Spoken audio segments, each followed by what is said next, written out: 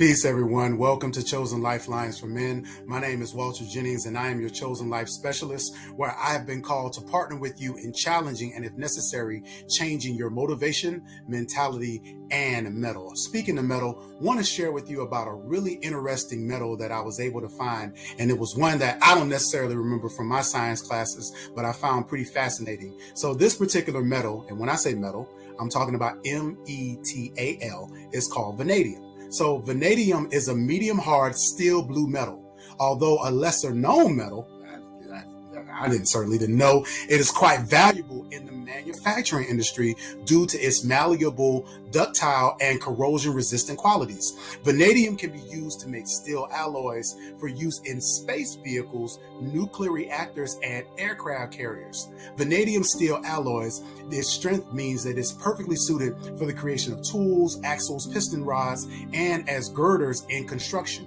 Vanadium can be utilized and also as in ceramics as a pigment. Now, in the periodic table, vanadium is classified as a transition metal. Now, the transition metals are the metallic elements that serve as a bridge or a transition between the two sides of the periodic table, the S and the P block elements. They are considered transition metals unstable due to the movement of the molecules within its nucleus, which got me to thinking about, when we talk about metal, METTLE, the fact that we must embrace change as a constant, because the only constant in life is change. And so the law of change tells us that everything is in the process of becoming something else. Change happens everywhere and with everyone, and it happens constantly. So everything is always changing. So it's important for us to embrace the fact that change is always happening. Now,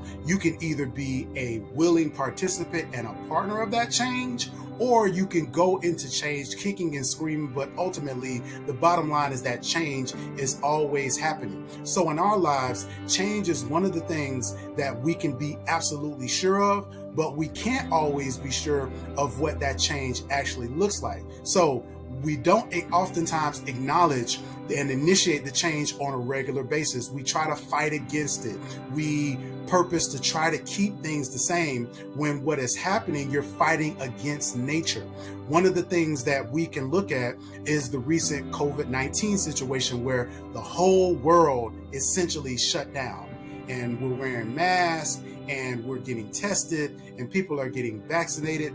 And one of the things that you heard people say so often is, I can't wait till things get back to normal. Well, I knew, and many of us knew in our heart, that there was no going back to the way that things were. Life as we knew it has and is changing. When you look at the hybrid model of workplaces going to remote work now, where there are certain office buildings that are now abandoned, where employees left in the beginning of 2019 and they haven't been back physically in the office since. Many jobs and many vocations have gone to a hybrid model, where individuals spend some of their time in the office and some of their time at home.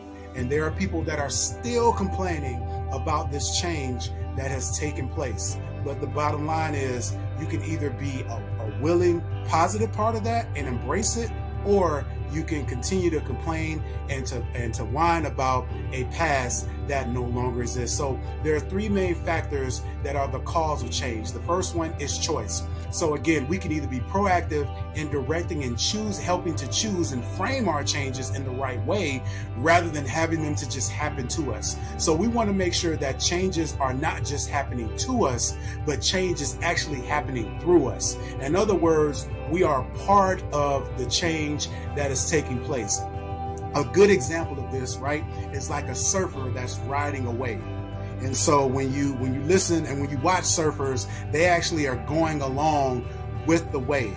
And so part of change is us riding the wave and making sure that we're braving the waters, that we're moving along with the current, that we're seeing and anticipating how the current is moving. And you know what? Sometimes we may fall off, and that's okay.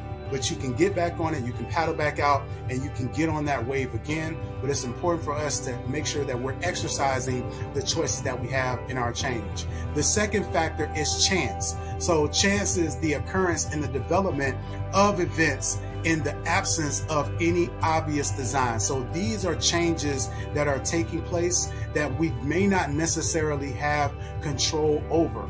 When people talk about chance, some of us on the spiritual side, we don't believe that anything just happens, that God has his hand and is in control on some of the shifts that are taking place. There are other people who believe in karma, that believe in nature and the universe. And so all of those various things point to something that is larger than us, that is actually shifting the changes and the things that we are seeing. And it's important not to, again, be afraid of those changes, but to actually yield to a larger work that is in place. One of the scriptures that I personally stand on right now is Romans 8:28.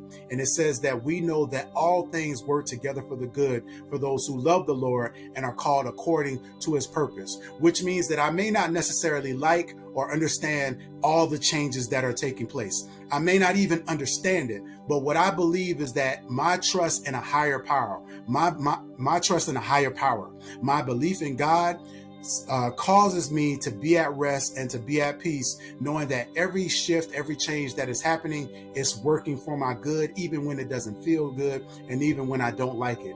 And then the third portion of change is crisis. Crisis is a situation that is extremely difficult or dangerous, and there are many problems that can oftentimes make change something that is mandatory, where change has to happen, where individuals fall into a medical crisis and now they've got to change their diet. Individuals fall into a situation where they may lose a loved one, and now the dynamic of the family shifts and changes. People lose jobs. People have situations where they're in a situation, a dangerous situation, and now they may have to make a change as it relates to some of the choices that they make in regards to some of the places that they go.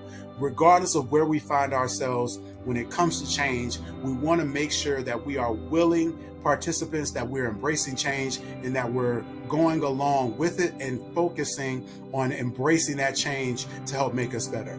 Hey, you all, thank you so much for joining me for this Chosen Life for Men moment. My name is Walter Jennings, and please reach out to me on Chosen Life Specialist so that I can speak with you and help to partner with you on embracing and understanding some of the changes that may need to happen in your life. Again, my name is Walter Jennings with Chosen Life Specialist, where we have been called to challenge and, if necessary, change the motivation, mentality, and mettle of